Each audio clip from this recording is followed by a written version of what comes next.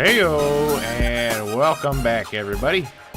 So, what we've done since last episode is spent some time in the Nether.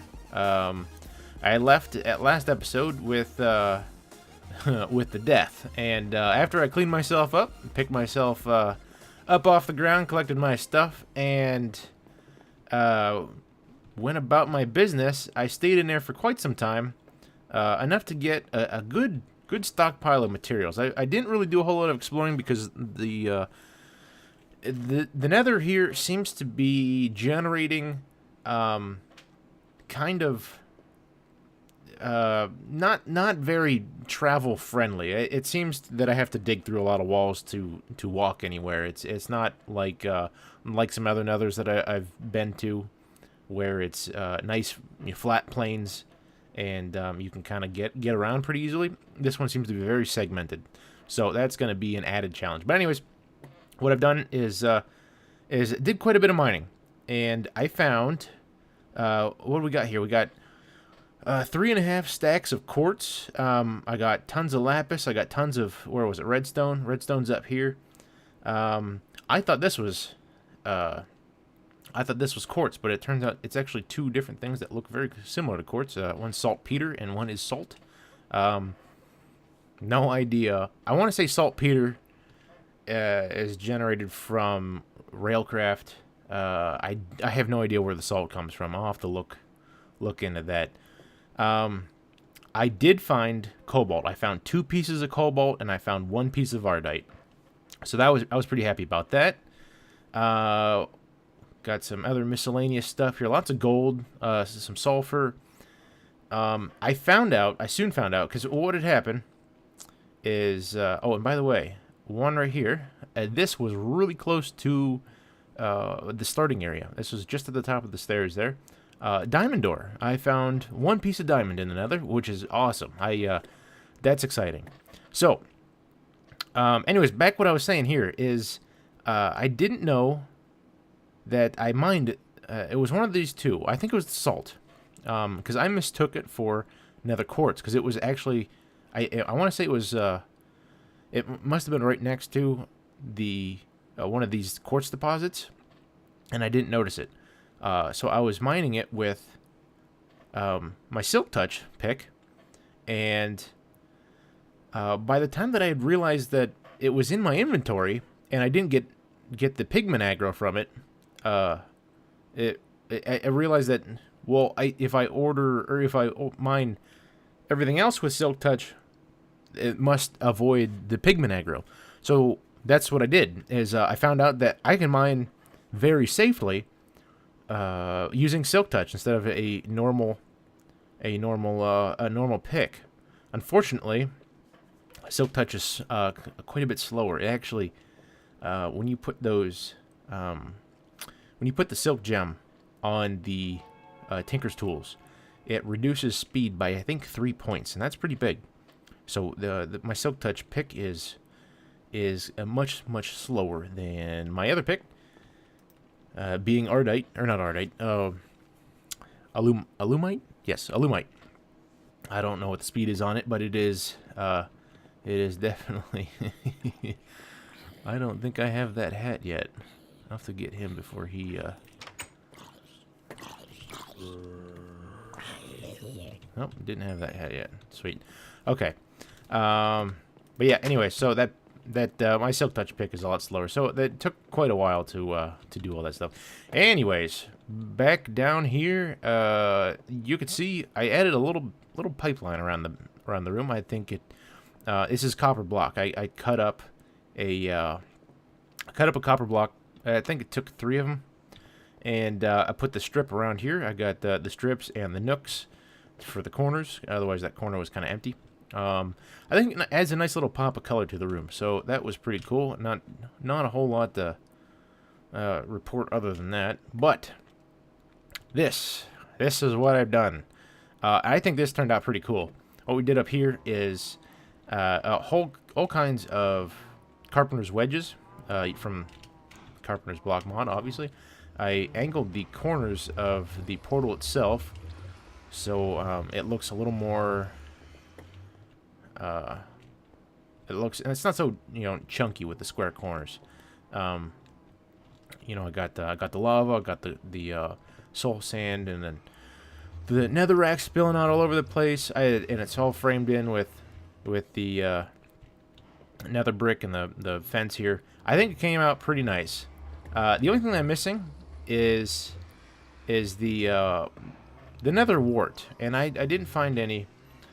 That portal's loud, and man, that's the other reason that I like having portal rooms away from the main base, is because they're just so loud. But anyways, I didn't find a stronghold, or not a stronghold, a fortress.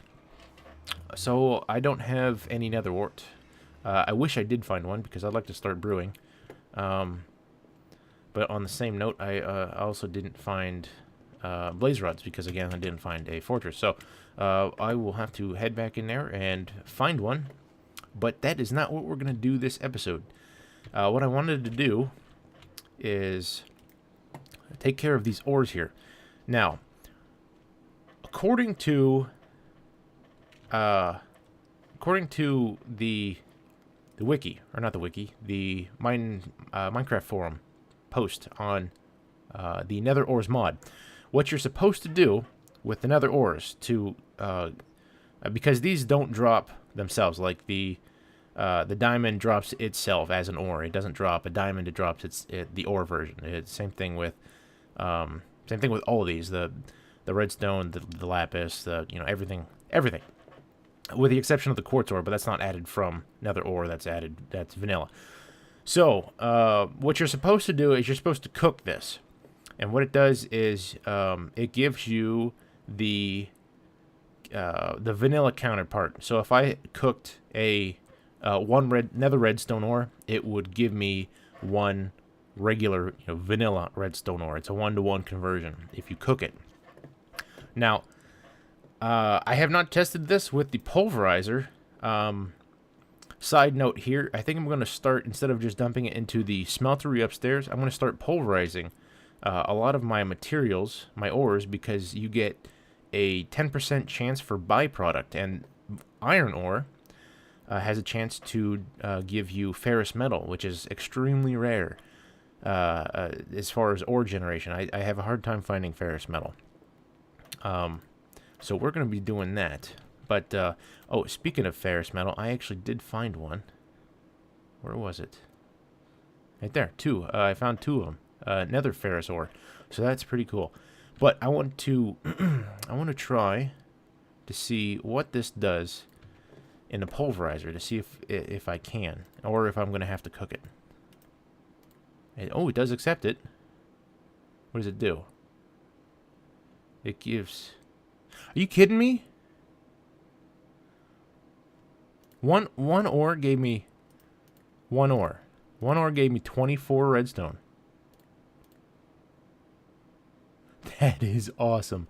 Okay. So the Nether is now my place to go for my redstone needs. What about lapis? I wonder what lapis does. Takes that too. 24. Holy crap. That is so cool. I wonder, cuz that's approaching what you get from one ore with Fortune 3 pick, a vanilla ore. I think you can get pretty close to 40.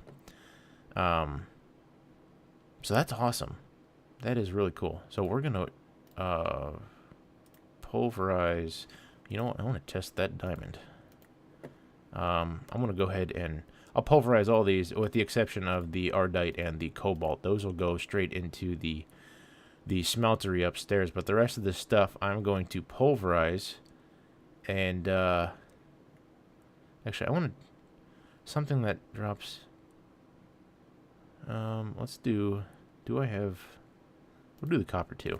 I want to see what the copper does, because it is a metal for, an ingot. I want to see what it turns into. Oh, that's cool. 4 pulverized copper. So it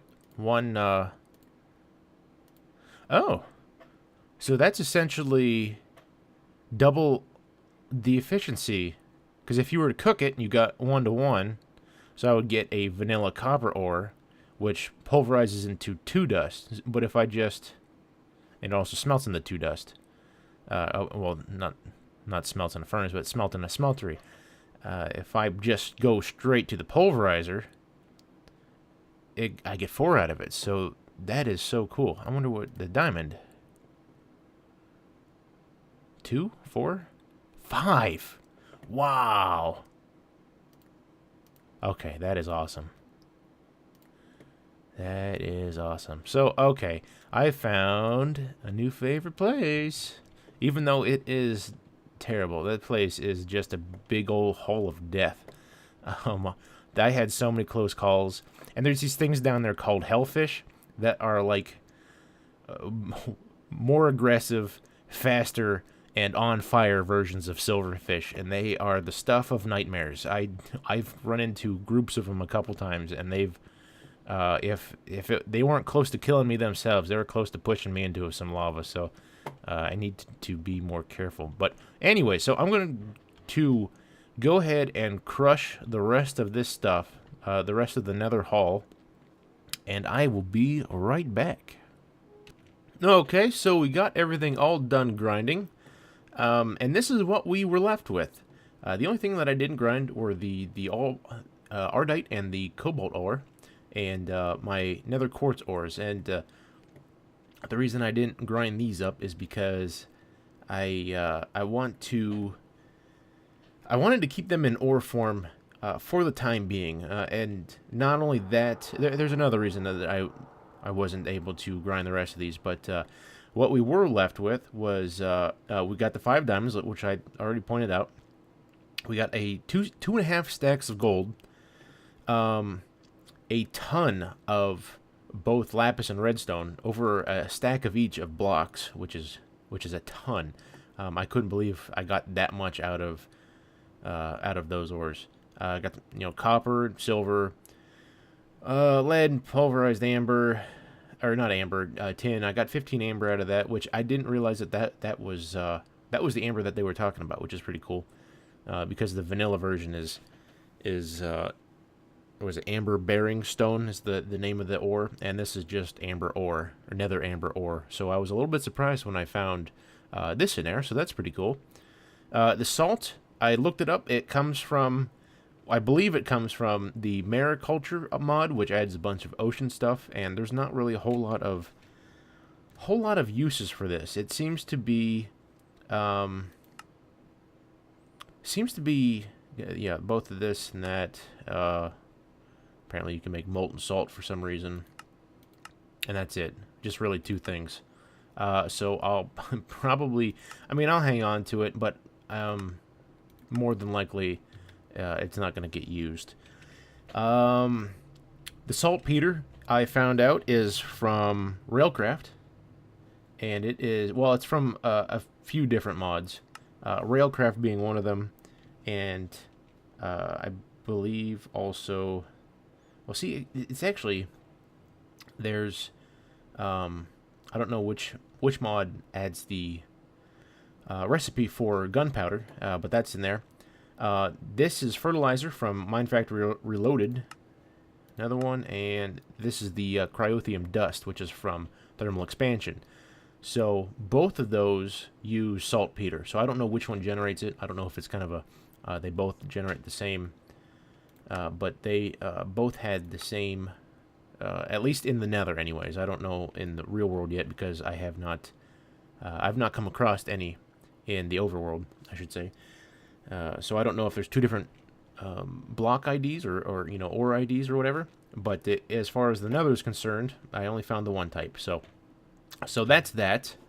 I kind of screwed up with sulfur, though, because I did not realize that H1 was going to make so much of it. And I also did not realize that there is no compression for it. There's no storage block. I can't put it in a 3x3 grid and make a block out of it. It is what it is, and that is a lot of sulfur. But fortunately, it has some good uses, so I'll probably be using it. As you've seen earlier from the saltpeter, it makes gunpowder, and it also makes... Oh, wait, here we are, down here. The pyrotheum dust. Pyrotheum dust? Pyrotheum? The dust. That, and what that is used for, it is used for making the blazing pyrotheum. That's... Hang on. Wait, there it is. You? Okay. Hang on. Where is it? You. Anyways, whatever. It uses... Why can't... Okay.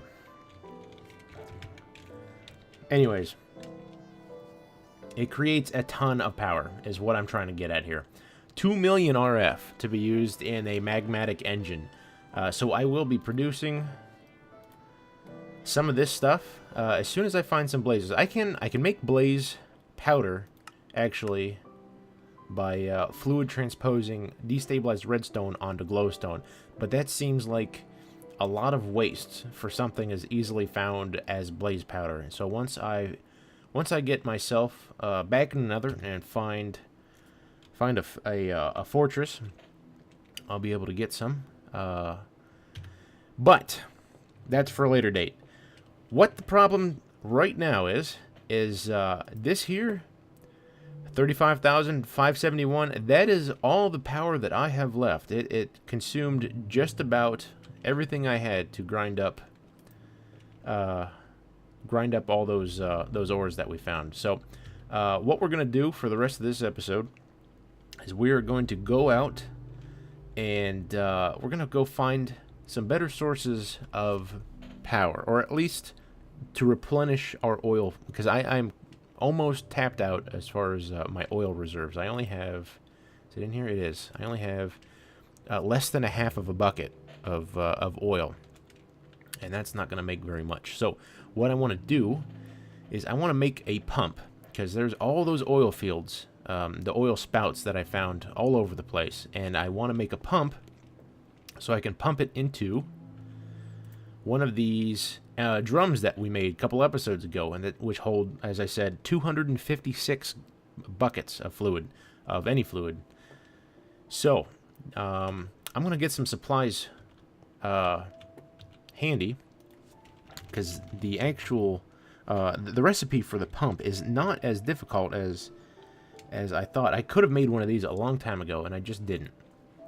What it takes is a mining well and a tank, and the mining well is very, very, very simple. It's just a bunch of iron stuff, and I have a ton of iron. So we're going to be making a pump, and I'll probably get together some, maybe some not conduits, fluid ducts? Probably not, though. I probably won't need any, because I'll just do it right next to where it is, and then I'll break down and come back to base. So I'm going to get some materials gathered, and then we will be on our way. Out of the desert that we found quite a while ago, this is the first desert that we found, and then there's the tundra that's just past this. I believe it's on the other side of the mountain here. So there's some oil fields here. There's a big one here. We got a spout right over there. There's a spout. I believe it was off in this direction here. I might be a little too far away from it to see. And there's another spout right there. So there's plenty of oil out this way. What I got is... Oh, it's in my bag. I got my pump. I brought along some fluid ducts anyways, because I think you're supposed to... like, I don't believe you can set this on top and it will pump into it. I believe you have to link them together with some sort of fluid transportation. So, so we're going to do that, but I wanted to mention the other stuff that I forgot to mention back while we were at the base. I also found woolabat, which I have no idea what that's for, so I'll figure that out some other time. It might be something to do with the necromancy mod that I have in. These came off of the fire bats. The regular bats might also drop it. I'm not really sure, but I got them off of the fire bats while I was in the Nether. I got something called flame string off of heat scar spiders, and I'm pretty sure that I can use this to make a different bowstrings for Tinker's Construct. So I'm going to have to check that out pretty quick, because I could definitely use an upgrade to my bow. And the buckets of blood are from those kind of big chalice-looking towers with the redstone torches on them. I thought I would be able to stick them in a fluid container. I was incorrect, because I tried to put them when I got back to my base. I put one of these reinforced tanks on the floor and tried to fill it manually with a bucket, these 2 buckets here. So I had to get my buckets back, and it not only did it not go in the bucket or in the tank, it set it on the floor next to the tank, and it flowed all over my base and made a giant mess because the fluid physics for this particular liquid is a little derpy. You'll pick it up with a bucket, with an empty bucket. You'll have it in your hand, but it's still on the floor. But it's not really there. It's kind of weird. So I had to put a bunch of blocks down in my base to dry it all up, because it didn't act like regular fluid. So I'm not really sure what to do with this stuff. Hopefully I can get rid of it as soon as I can, because it's weird stuff, and I haven't done anything with necromancy yet, so it's just going to stay in bucket form for the time being. So on to the topic at hand. What I want to do is pump this oil. So we're gonna pull this stuff out, get my wrench out because I'll need that. Take one of these drums, and actually this tank here, I'm gonna put the little bit of oil that I have left back in the tank, or in the drum. And then wrench the bottom so it drains out. Sweet. Oops. Get my tank back. Now I can put stuff in it. And now that is an oil tank, oil drum. So we'll get our pump. Oh no. I screwed up. I need power.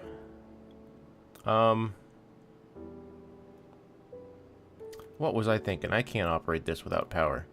And I don't have... Man. Alright, well, it looks like I'm going to be making a trip back. I'll be right back. Okay, so back from the base, and what I ended up doing is I grabbed both the my power cell and my the dynamo, so that way I can generate power on the spot, because it, as I said earlier, this is completely empty and is useless alone. So I brought some water over here so we can cool the engine, and let's fill up the engine with coolant here. Should be good enough, and hopefully, oh, it's got to fill up the buffer first. Okay.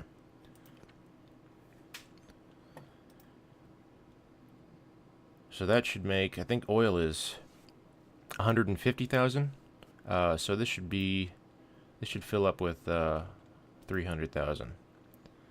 Which is really not that much. I don't know what this takes to run, but we do have to set it so the output is, okay, it's already set. Input is this one. Okay, there we go. Now it's set up right, and that should be running already, unless it's just not enough to run yet. I'm going to sit here and watch this for a minute. I'll come back when it starts doing something. So, I figured out what the problem was.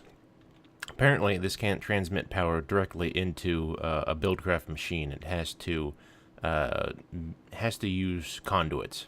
So, I had to go all the way back to my base, yet again. Thank God for the hang glider, because that made traveling back 600 blocks or so much faster than on foot. So So now we're all set up here, and we got some oil pumping now.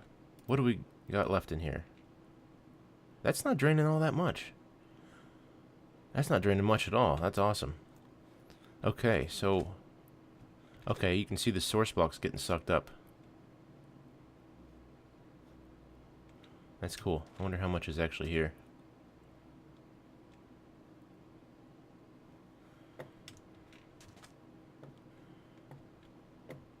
Sweet deal. Alright, so I'm going to go ahead and finish pumping this. There's another one over there, like I said earlier. I'll pump that one. Basically, I'll pump until my drum is full here. And then we'll head back to our base. And, oh, looks like this one's done. Just about done. I got to, oh, that one's done. Looks like there's another source block right here. Oh, maybe not. Oh, sweet. Okay. So that's all done. I'm going to take it over to the other one and start doing that one. So I'll be right back. This one is far bigger than I remember it being. It, pretty much all of that is source blocks, which is kind of crazy. I wonder if this stuff actually grows over time, because I don't remember it being this big. But anyways, let's get rid of it. Alright, I'll finish pumping this one, and meet you back at the base. So I got it all done pumping. I actually filled up 2 barrels completely full of oil. So there was a lot more here than I thought. This actually, I got about 106, I think it was, out of the first one over there, and then this one filled that one up the rest of the way, plus another completely empty one, and there's still more left over here. So this was a big deposit. But look what it uncovered as it was, as the oil was receding. It left behind these ores, and it looks like they're saltpeter. Oh, okay, and just drops itself, or it drops. I wonder if I can pulverize one of these. Let's see what I get out of it. I'm not going to take too much because I got a fair amount of it from the Nether. So we're just going to take one of them and see what it does. So we're going to go back to the base and probably finish out the episode there, because I know we're getting to be about that time. So I'll see you back at the base. So we're back at the base here. And something interesting happened. I went ahead and pulverized the. I got my, my power cell and my engine back in the wall there. I pulverized that sandpeter ore that we got in the desert, thinking it would pulverize into saltpeter. The strange thing is it actually pulverizes into niter. Now, I don't really know what niter's used for, unless it's kind of a. Okay, it looks like it can be used in place of saltpeter, so it's essentially the same thing. Okay, yeah, Ore Dictionary says it can be turned into one or the other. Okay, so nothing new turned up there. It just something different for the same thing. Okay, well, anyways, that is going to finish our episode. Thanks everybody for watching, and I hope you join me next time.